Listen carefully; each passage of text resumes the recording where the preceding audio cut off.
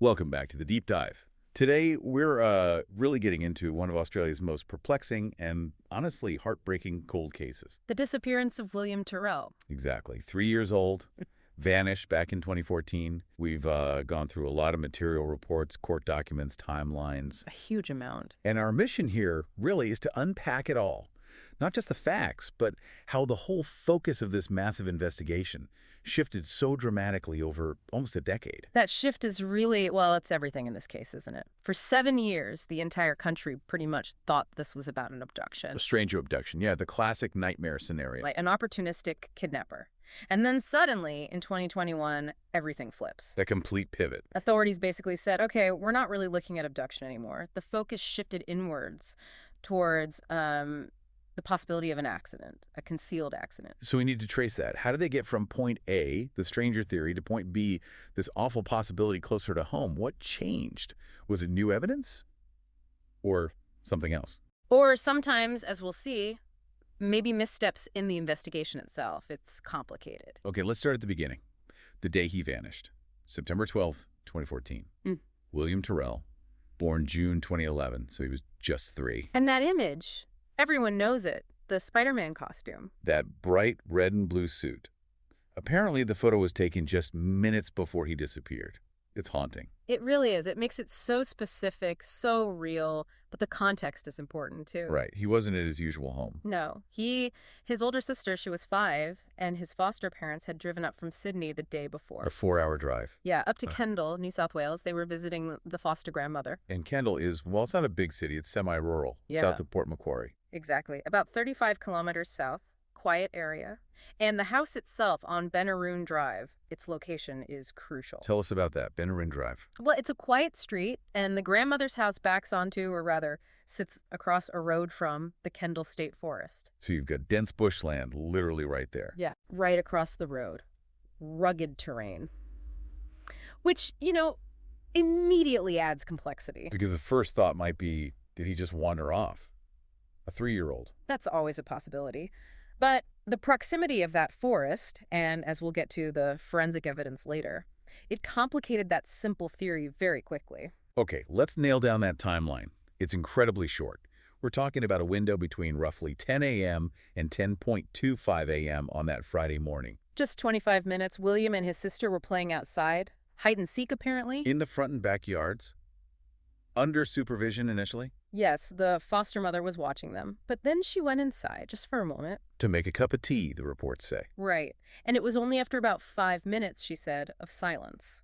That's when the worry set in. She couldn't see or hear him. 5 minutes of silence? That's chilling. She starts searching immediately, frantically, you'd imagine. And the foster father? He wasn't there initially. No, he'd been away on business, nearby in Lakewood. But he got back quickly and joined the search straight away. They started knocking on neighbors' doors. Trying to cover the immediate area. What's the last thing the foster mother remembers seeing? This is another detail that sticks with you. She said William was running around the side of the house, roaring like a tiger. Playfully. And then just silence. Complete silence after that roar. Wow. Okay, so they realized quickly this was serious. They called emergency services. Yes. The call to went in at 10:57 a.m. So roughly half an hour after she realized he was missing. And the police response was fast. They were there 9 minutes later at 11:06 a.m. That's quick. Shows how seriously it was taken from the outset. It wasn't just a let's wait and see situation. No, absolutely not. Which leads straight into the immediate response, the scale of it. Because when a child disappears like that, especially a young child, the resources deployed are just immense, aren't they? Oh, huge. The initial search was massive. You're talking hundreds of people. Police, obviously. Local police, yes, but also the SES, State Emergency Service, the RFS, the Rural Fire Service guys who know that bushland, and just community volunteers, hundreds of them, searching day and night. All pouring into this small community. Exactly. And it wasn't just people on foot. They brought in specialist resources. Like what? Police on motorbikes to cover the rougher terrain in the forest. Helicopters up above doing aerial sweeps. Looking for any sign, any color. Anything. And police divers, too. Systematically checking every creek, every dam, every waterway nearby. They were thorough. And they searched buildings, too. Houses? Every single house in that estate. And not just once. The reports say they searched them several times in those first critical days. So point is, this wasn't a superficial search. If he'd simply wandered a short distance or fallen nearby. The likelihood is they would have found him. The sheer number of trained searchers, the resources, it suggests he wasn't just lost in the immediate vicinity. Which brings us to a really key piece of early evidence, doesn't it? The detection dogs. Yes. This was critical in shaping the early investigation. What did the dogs find?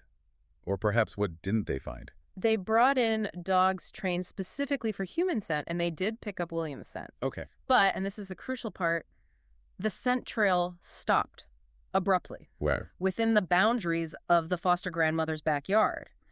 The scent did not lead out. Not down the street, not into the state forest across the road. It just ended there. So if he'd walked even, say, 50 feet into the bush. The dog should have tracked that. Or if he'd walked down the road. The fact the scent stopped cold right there on the property. That points strongly away from him wandering off alone. Exactly. It was the first really solid piece of forensic information suggesting he was removed from that yard very quickly. Probably picked up, put into a vehicle, and driven away. And that finding must have immediately shifted the police focus. Absolutely. It solidified the abduction theory very early on and led directly to the formation of Strike Force Roseanne. When was that set up? Really quickly, September 16th, 2014, just 4 days after he disappeared. And this wasn't just local detectives anymore. No, this was the State Crime Command stepping in, a dedicated strike force with investigators experienced in these kinds of cases, unexplained disappearances of children.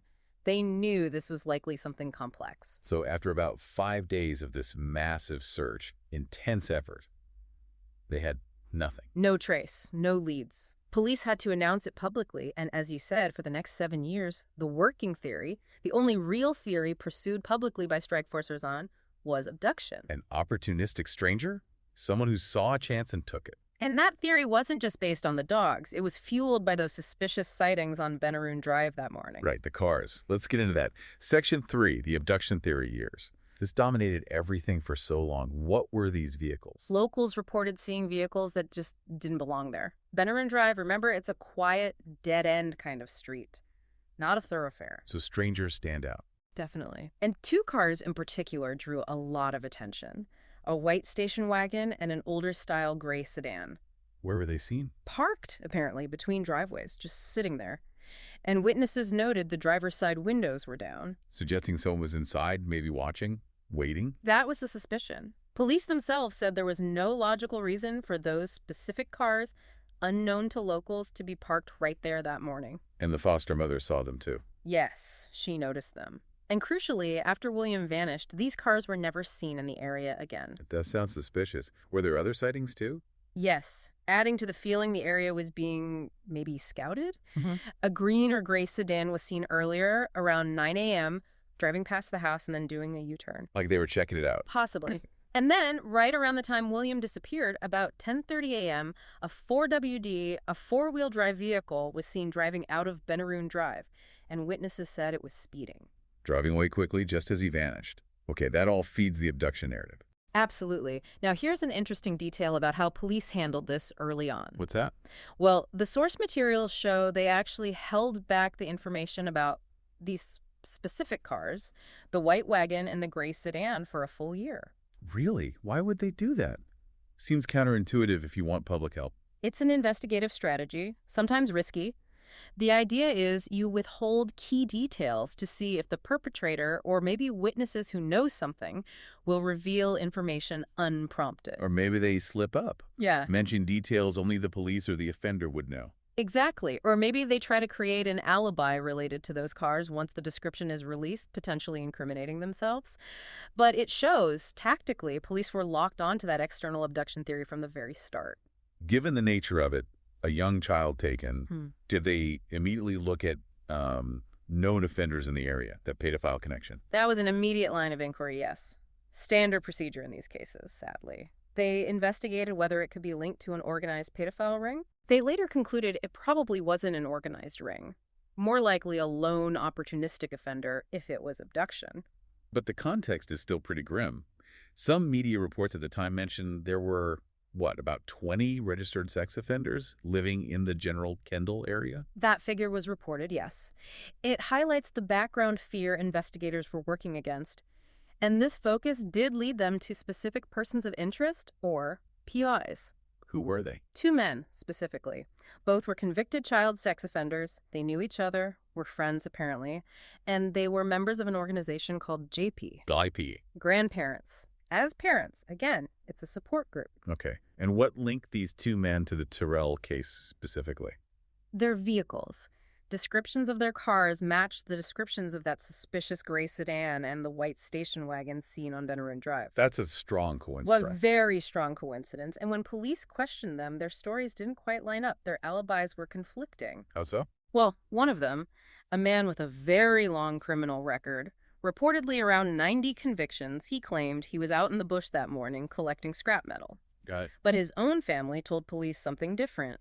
They said he was actually visiting the other POI, his friend, that day, and that he came home later that afternoon drunk. So completely different stories for the crucial time period. Uh. Did they admit knowing each other? No.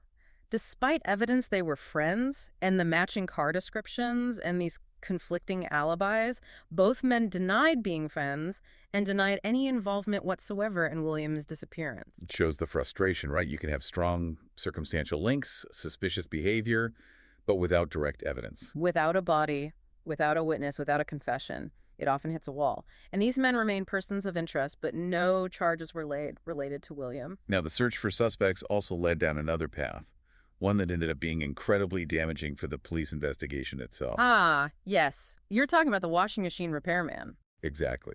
A man who had done some work at the foster grandmother's house before William disappeared. This became a major public focus. He was thrust into the spotlight largely because he had faced unrelated historical child sex charges in Victoria, dating way back to the 1980s. Which had nothing to do with William Tyrrell, but it put him on the radar. It put him squarely in the sights of the investigation, particularly the lead detective at the time, Gary Jubilin. This man even felt compelled to post a video online in 2015 publicly denying any involvement. And eventually the police confirmed he wasn't involved, right? He had an alibi. Yes, they confirmed he was somewhere else entirely on the day William vanished. He was cleared of any involvement in the disappearance, and importantly, all those historical charges against him were either dropped or dismissed later on. But the story doesn't end there. The way he was pursued had serious consequences. Catastrophic consequences, really. He sued the New South Wales police force. On what grounds? Misfeasance in public office, abuse of process, and malicious prosecution. These are serious allegations against the police conduct. And he won, didn't he? He did. In December 2022, the Supreme Court awarded him a huge sum, $1.48 million, plus interest. Wow. And the court's findings about the investigation, about Jubilin's role. They were incredibly damning. The court found that the pursuit of this man was malicious. Malicious. That's strong language from a court. Very strong. The judgment stated that historical charges were essentially fabricated or improperly pursued against him with the sole purpose. Those were the court's words. The sole purpose of pressuring him into confessing to something related to William Tyrrell's disappearance. So the court found police basically manufactured a case against him to break him on the Tyrrell case. That's the essence of the finding. It suggests investigators, under immense pressure, crossed a line into illegal conduct themselves. It completely undermined the credibility of that phase of the investigation. And it speaks volumes about the pressure cooker environment surrounding this case, which grew even bigger over time. Let's talk about that scaling up section 4. Yeah, the pressure just kept mounting. There was actually a personal plea from William's foster parents directly to the state parliament. And that led to more resources. Significantly more. The case officially became the largest missing person investigation in New South Wales history. The state government was all in, publicly at least. How big did Strikeforce Roseanne get? The core team grew to 14 full-time detectives and analysts. That's a lot of dedicated personnel for one case. And they needed backup, too. They did. They established a second strike force called Roseanne 2 just to support the main investigation. They pulled in specialists from other squads, armed holdups, sex crimes, fraud, bringing in different skill sets. And significantly, the homicide squad was running the whole show. Which tells you, even though they were publicly pursuing abduction, internally they were always considering the possibility that William was deceased. Homicide handles unexplained deaths. The sheer volume of information must have been overwhelming. Staggering. The public response was unprecedented. NSW Crime Stoppers received over 2,800 calls about William Tyrrell. That was a record. And the internal workload. Interviews, documents. Police interviewed over 1,000 people. They generated something like 11,000 internal police documents. And the list of persons of interest just kept growing. How many POIs did they end up identifying? The final count was around 690. 690 people. How do you even manage that? Well, that's the problem, isn't it? You can't possibly investigate 690 people thoroughly. You're forced to triage, to prioritize. Many would have been quickly ruled out or classed as a very low priority. But creates this huge data fog, right? Makes it hard to see the important leads. Exactly. The needle in the haystack gets buried under more and more hay. And the search wasn't just local or even national. It went global. Yeah, the Australian Federal Police, the AFP, got involved. They pushed appeals out internationally. Europe, the US reports it up to 26 countries, trying every possible avenue. Did that lead to anything? Any credible sightings overseas? It led mostly to false hope, unfortunately, which is just agonizing for everyone involved. Over 1,000 reported sightings came in within the first 2 years. 1,000. Yeah. People genuinely thought they saw him. There was that photo from Queensland of a boy who looked remarkably similar. A report from airline staff on a flight heading to New Zealand. Someone thought they saw him in a McDonald's. And each one had to be checked out. Every single one. And every single time it was confirmed not to be William. Draining resources and just emotionally devastating. So the investigation seems stalled. What did the authorities do next to try and break the deadlock? They pulled out the financial incentive lever, a big one, on the second anniversary of his disappearance, September 2016. The reward. The massive reward, $1 million. $1 million.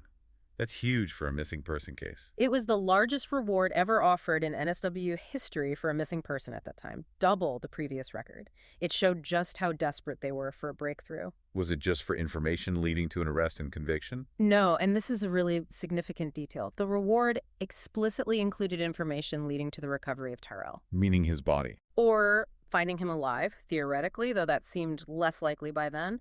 But the emphasis on recovery, not just conviction, is telling. What does it tell you? It suggests that finding William, giving the family and the public some kind of closure, was perhaps becoming the primary goal, even possibly over securing a prosecution. They just needed to know what happened. They needed something. Which brings us, tragically, to Section V. The moment the entire investigation turned on its head. November 2021. Yeah, the pivot. After 7 years relentlessly pursuing the abduction theory, everything changed. What triggered it? Police announced they had received new evidence. The specifics weren't released, but it was significant enough to prompt a major new search operation back in Kendall. Not just a general search, though. Specific areas. Yes, they focused on 3 distinct locations around the Kendall property. They weren't casting a wide net in the bush anymore. This was targeted. And the language from the police changed completely. Dramatically. Detective Chief Superintendent Darren Bennett made a statement that just sent shockwaves. What did he say? He said, and I'm quoting loosely here, "It's highly likely that if we found something, it would be a body.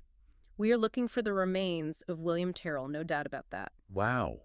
So publicly stating the operational assumption was now that William was dead and his remains were likely near the property. It was a complete reversal. A public acknowledgement that the abduction theory, the focus of 7 years of work and millions of dollars, was likely wrong. And who did this new evidence point towards? Well, almost immediately after that announcement, major media outlets started reporting, citing police sources, that the focus of the investigation had shifted. To who? To William's foster mother and also his foster grandmother, who had passed away by this time. They were now considered persons of interest in his disappearance. So the focus shifted from an external stranger to the immediate family environment. Exactly. And a new theory emerged, guiding this new phase of the investigation. The possibility that William's death was accidental. Specifically, police started investigating the theory that he might have fallen from a balcony on the foster grandmother's property. An accident. And then, what? A cover-up. That became the working hypothesis, an accidental death, followed by panicked actions to conceal what had happened. This required a whole new forensic approach, examining the house, the garden, the soil, looking for trace evidence years later. It still begs the question, what was this new evidence? It must have been compelling to overturn 7 years in investigation. We still don't know exactly what it was. Yeah. Police have kept that very close to their chest. That silence, of course, just fueled intense speculation and put the foster parents under immense public scrutiny. Around this time, there was also some strange testimony at the ongoing inquest, wasn't there? Yes, adding another layer, though its significance is unclear. A woman, given the pseudonym Tanya, testified in 2021. What did she... She claimed that two young boys she used to babysit told her something disturbing. They said they saw a local man burying a suitcase. A suitcase. Yes. And according to Tanya, the boys claimed this man threatened them and told them the suitcase contained William Tyrrell's body. That's quite a claim. Was it ever verified? Like so many leads in this case, it seems to have remained unverified publicly. But the fact it was presented at the inquest shows investigators were exploring scenarios very different from the original abduction theory. Local secrets, perhaps. And this new focus on the foster mother soon led to actual legal action against her. It did. In April 2022, she was charged with a specific offense, giving false or misleading information to the NSW Crime Commission during one of their hearings about the case. What happened with that charge? She pleaded not guilty, and she was actually found not guilty of that specific charge in November 2022. Okay, but that wasn't the end of it. No. The police investigation continued its focus, and in June 2023, detectives took a much more serious step. Which was? They formally recommended to the Director of Public Prosecutions that the foster mother be charged with two very serious offenses relating to William's death. What were the recommended charges? Perverting the course of justice and interfering with a corpse. Okay, let's break those down. Interfering with a corpse. That implies handling his body after death. Yes, it alleges improper interference with human remains, moving, concealing, disposing of them. And perverting the course of justice. That alleges actions taken specifically to mislead investigators or obstruct the investigation. Lying, concealing evidence, creating a false narrative. So these recommended charges perfectly encapsulate the police's final theory. Accidental death, followed by concealment and a cover-up attempt. Precisely. It's the legal formulation of that hypothesis, though it's crucial to state these were recommendations. Charges haven't formally been laid by the DPP as of the latest reports we have. This whole situation highlights legal complexities that were actually baked into this case from the very beginning, even before the 2021 pivot. You mean his foster care status? Exactly. Section 6. For a long time, the public didn't even know William was in foster care. That's right. It was suppressed legally. Standard practice, really, under laws designed to protect the privacy of children in the care system. It prevents their biological parents from being identified, prevents certain details becoming public. But in a case like this, that suppression created a real dilemma, didn't it? A huge one. It sparked a major public debate. What's more important? Protecting a child's privacy according to the law, or using every possible tool, including public appeals from biological family, to find a missing child? Because the biological parents couldn't speak out initially. No, they were gagged by the law. They couldn't make those desperate public pleas that you often see in missing persons cases. This ended up in court, didn't it? It did. It went all the way to the NSW Supreme Court of Appeal. And in August 2017, the court made a really significant ruling. What did they decide?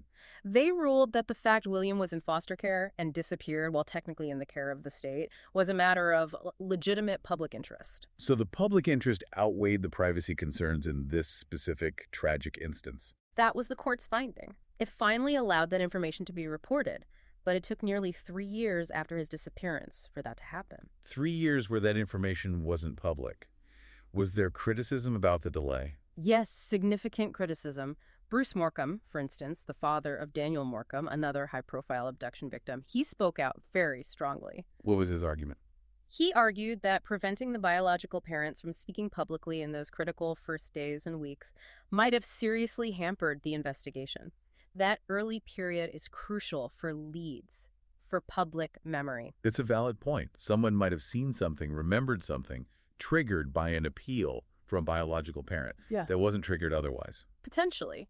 The NSW government defended its position, saying their priority under the law was the child's welfare and protecting the integrity of the police investigation. But you can't deny that time and potentially leads were lost due to that legal restriction. It's another layer of complexity in an already incredibly complex case. Absolutely. So if we trace the whole arc, you start with the immediate search, the dogs pointing to removal, then 7 years dominated by the external abduction theory. Marked by things like the wrongful pursuit of the repairman, that massive payout. Right. Then the sheer data overload, 690 POIs, the global search, the $1 million reward emphasizing recovery. And finally, that dramatic pivot in 2021, the shift to looking for remains, the focus on the foster mother, the accidental death theory. It's been a roller coaster. So where does that leave the case now, based on the information up to mid-2023? Officially, still unsolved.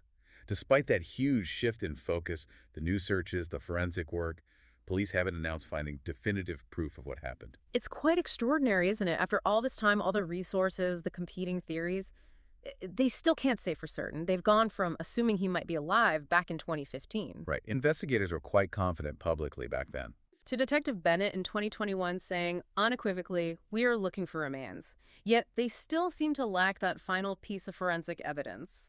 No body has been found. No definitive confession. It's been a saga of contradictions, massive public expense, and, frankly, some significant embarrassments for the NSW police, like that malicious prosecution verdict. That $1.48 million payout isn't just about money. It's about public trust, about investigative methods under pressure. It really highlights the dangers when a high-profile case creates that kind of intense scrutiny. And that's maybe the key takeaway here for you listening. The William Tyrrell case isn't just a tragic story about a missing boy. No, it's a case study. A study in how major investigations operate under immense pressure, how legal frameworks interact with investigative needs, how theories evolve, and sometimes how things go wrong. The shift itself from stranger abduction to potential domestic accident and concealment, it forces us to question how initial assumptions are formed in these cases. Was the early abduction theory too heavily influenced by the dog scent evidence? Or by just the sheer horror of thinking anything else could be possible? And you see how systems can impact things. The foster care laws, designed for protection, arguably hindered the search. The public pressure arguably contributed to investigators making unlawful choices in pursuing a POI. The moving parts here are incredible. And that $1 million reward, still technically active, isn't it? Still including the recovery of William. Yes. But until there's definitive forensic evidence, maybe from soil analysis from those recent digs, or perhaps, unlikely as it seems now, a confession, the fate of William Tyrrell, the little boy in the Spider-Man suit, remains unknown. Which leaves us with a final thought, perhaps a provocative one for you to consider. Given the outcome with the washing machine repairman, the malicious prosecution finding, the huge payout, should those resources, that intense focus, have been directed differently earlier on? Should there have been a more rigorous, perhaps uncomfortable forensic examination of the property and the immediate circumstances right from the start, even alongside the abduction theory? Did the single-minded pursuit of one theory for 7 years ultimately hinder finding the truth? When does the desperate search for justice inadvertently become its own obstacle? Something to think about. It's all we have time for on this deep dive. We'll see you next time.